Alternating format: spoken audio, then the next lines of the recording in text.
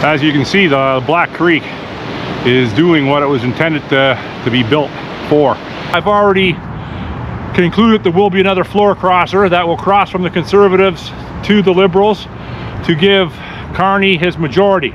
He's got to silence people like myself, because the people that that he's brought in to replace me, and people like me, they're not as vocal, and they want me out. They want people like me out of the country. I'm just taking shelter in a bus shelter.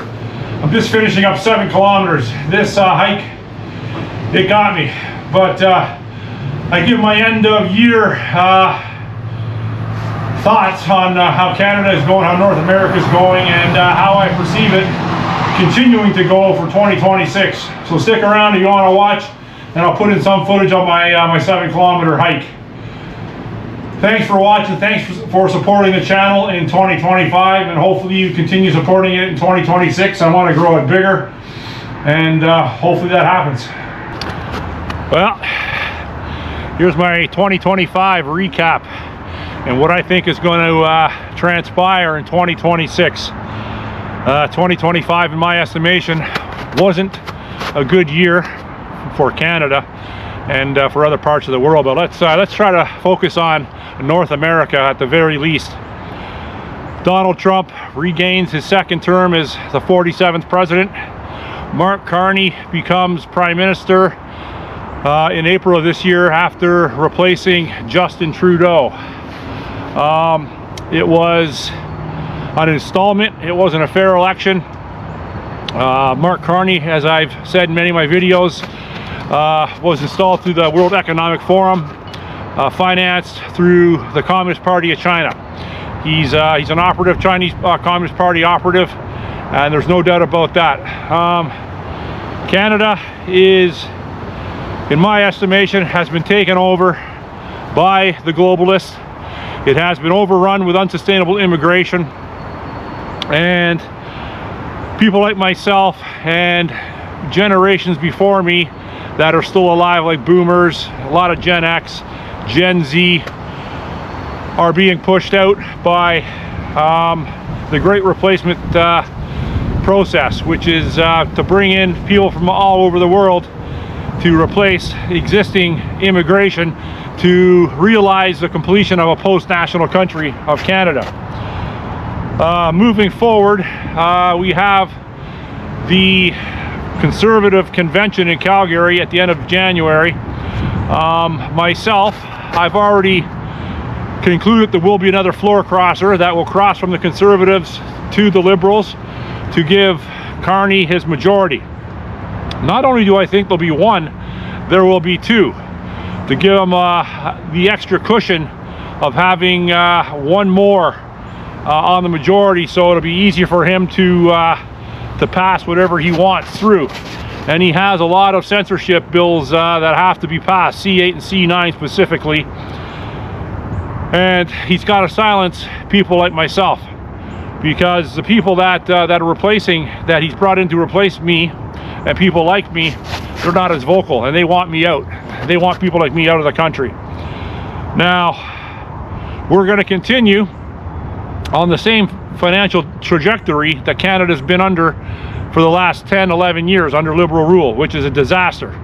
We are experiencing mass homelessness, record food bank visits, record drug addiction, unsustainable mental health crisis, and a severe strain on all our infrastructures because of the unsustainable immigration that's been brought in to purposely collapse Canada.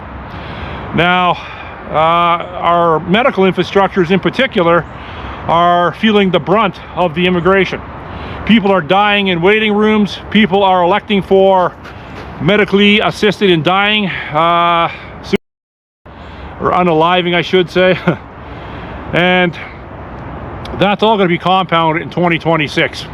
Now, Donald Trump has to do something if he doesn't want Canada to completely collapse and allow the overrunning of Communist Party Chinese through Canada into his country. Now, I'm going to tie in the United States into Canada. What you see going on with that huge fraud scandal in Minnesota, that has been outlined and highlighted by a young YouTuber by the name of Nick Shirley. Nick Shirley is just a very popular YouTuber that has gone down to Minnesota with another guy, and they've outed the fraud with regards to child daycare centers, child learning centers, meal food programs for disadvantaged youth, autistic kids programs. Now it's being uncovered by someone that is not in law enforcement, that's not in the government. And there's also a big scandal and a big fraud ring regarding autistic children, deeming all your kids autistic so you get money for them. So now that that guy Cash Patel, which I've pretty much lost all respect for, he's coming out and saying now that yeah, they're aware of it, and they have investigators there looking into all this. Now, Ilhan Omar and her husband, some white guy that she claims to hate white people, but she seems to be married to one. I theorize that her husband was just a straw man. She married him for a financial shield, so to speak, to run all these fraud grifts through him. Now, apparently she's scrubbing all her social media accounts, and she's scrubbing other things with regards to being tracked. Now, if Donald Trump and the DOJ and the FBI can't go in there and start throwing people in prison for these fraud rings, there isn't going to be any hope for the rest of the United States, and there isn't going to be any hope for the rest of Canada, because the same thing is going on up here.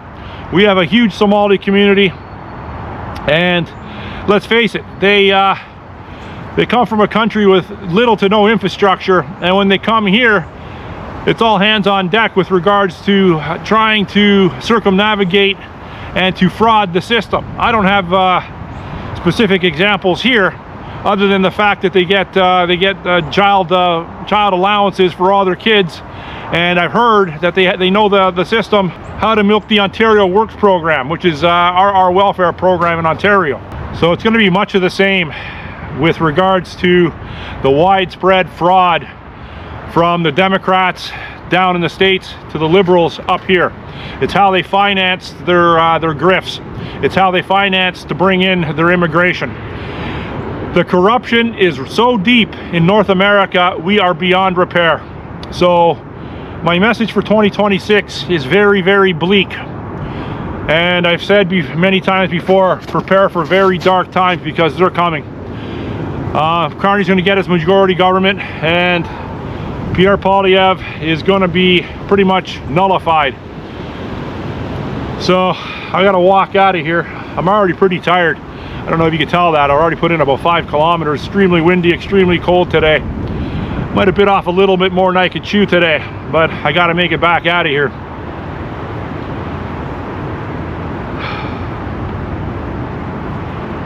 So thanks for watching. Got any questions, comments, or anything further to add, put it in the comment section. Enjoy your day, and hopefully my message for 2026 doesn't come true. If I'm wrong, I'll admit that I'm wrong, but I don't think I am. Bye. As you can see, the Black Creek is doing what it was intended to be built for. It's quite high today. We had some significant rain, flurries over the past 36 hours, and melting snow and ice as well.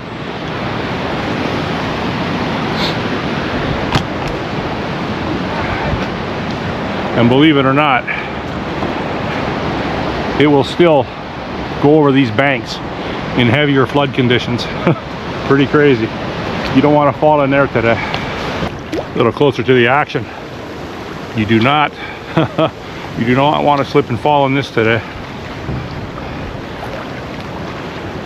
You'd have a tough time getting out of there, especially with all the winter gear on.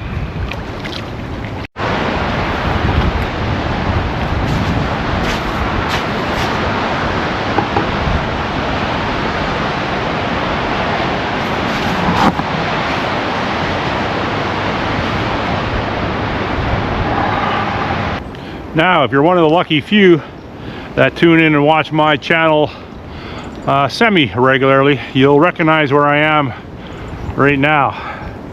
To my left is Scarlet Woods Golf and Country, I'm on this side of the fence. I did a video last week showing that there is an access point to the golf course where a tree, a blowover, fell on the fence and crushed it. So you can access the golf course. Now straight ahead is a set of stairs that I discussed in a couple of videos, and it's part of the Toronto Carrying Place Trail, an old ancient First Nations Indigenous trading route, portage route. Now where's the fence where it's bashed in? And this staircase is no joke, so I'll save you the details of my heavy breathing of going up it. There's the breach in the fence over there if I want to get on the golf course, but I don't want to get on the golf course today.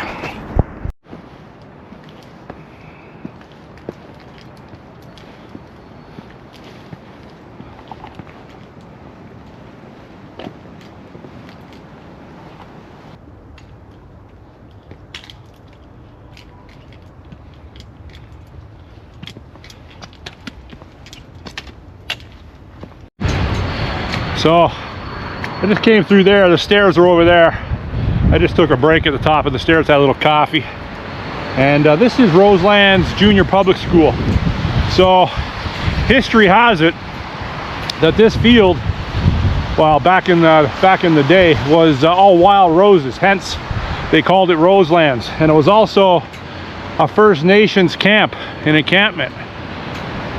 So it was a staging area before they hooked back up with the Toronto Carrying Place Trail. Now it's been a school for quite some time, and I had a couple friends that went here over the years. I didn't go to this school. Now I'm going down Lambton Avenue, which is straight ahead, and I'm hooking up with a park.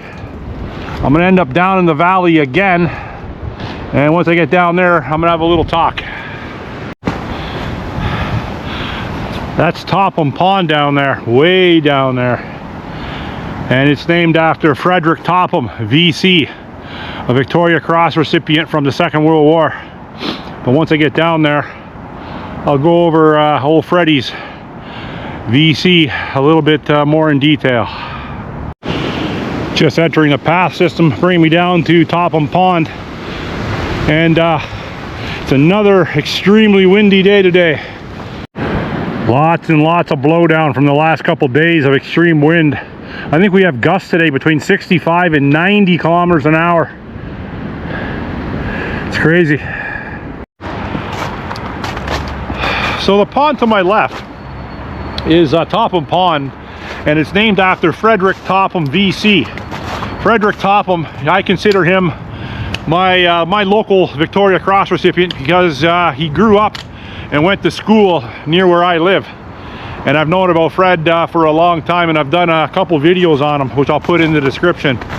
But Fred Topham, he won his VC in the European theater not too long before the end of World War II. He won it, I believe, just east of the Rhine River, where he was a paratrooper and he was a medic.